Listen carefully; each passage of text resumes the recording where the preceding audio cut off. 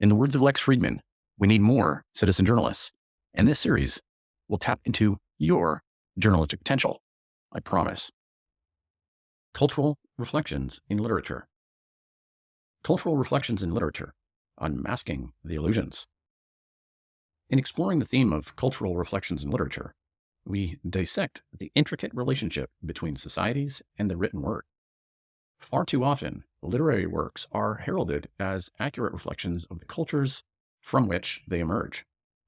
However, we must approach such claims critically, for literature is not a mirror, but rather a prism through which cultural complexities are refracted. By challenging the conventional wisdom surrounding the subject, we can unravel the illusions that often shroud our understanding of the profound interplay between literature and culture. The fallacy of monolithic cultural representations.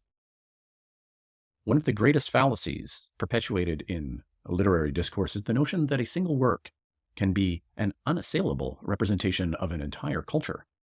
This reductionist view overlooks the inherent diversity and multiplicity of any society. Cultures are fluid, dynamic entities that defy easy categorization. They evolve, clash, and assimilate in an ongoing process of cultural exchange. The idea that literature can capture the essence of an entire culture is akin to believing that a single drop of water can encompass the ocean's vastness. It ignores the myriad of voices, perspectives, and experiences within any cultural context. We must remember that literature, though a powerful tool for social commentary, is one facet of a culture's expression. Shattering the Orientalist lens. To truly engage with the topic, we must confront the pernicious influence of Orientalism in literature. Historically, works from the Western canon have frequently portrayed non-Western cultures through a distorted lens of exotericism, otherness, and colonial bias. Such representations perpetuate stereotypes and reinforce power imbalances, creating a disingenuous understanding of cultural realities.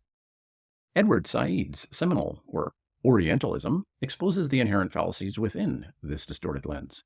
He argues that Western literature often reduces non-Western cultures to simplistic, romanticized caricatures, perpetuating a sense of cultural superiority.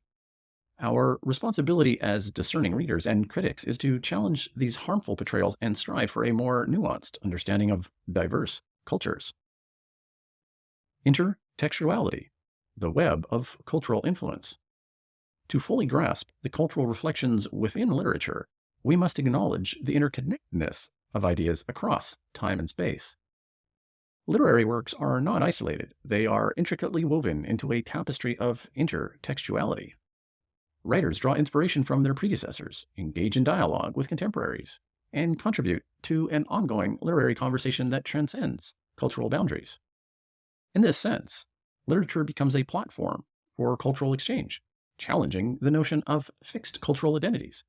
Take, for example, the profound influence of the Islamic Golden Age on European Renaissance thinkers. Works by Arabic philosophers and mathematicians, translated into Latin during the Middle Ages, played a pivotal role in shaping the intellectual landscape of Europe. This intercultural dialogue reflects the porous nature of cultural boundaries and the transformative power of literature. Literary ambiguity, a call for critical interpretation. Literature often operates in ambiguity, where multiple interpretations are possible. This inherent subjectivity challenges the notion of literature as a direct reflection of culture.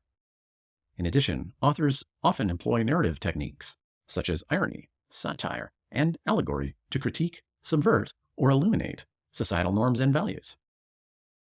Jonathan Swift's Gulliver's Travels serves as a prime example. On the surface, it appears to be a fantastical tale of travel and adventure. However, beneath this veneer lies a scathing critique of human nature, political systems, and cultural mores.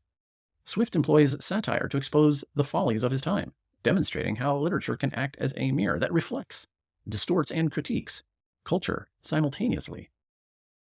Conclusion. Unveiling the illusions. We must navigate a labyrinth of illusions in our quest to understand cultural reflections in literature. Literature, while undoubtedly influenced by culture, can be regarded as an infallible representation of it. We must challenge the notion of cultural homogeneity confront the biases ingrained in our interpretations, and recognize the complexity and fluidity of cultural identities. To consume literature is to embark on a transformative journey where our preconceived notions are shattered and new perspectives emerge.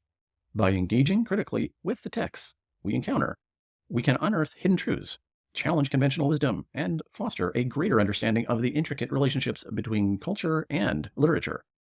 Let us, as readers, embrace the responsibility to explore the nuances, the contradictions, and the complexities within literature.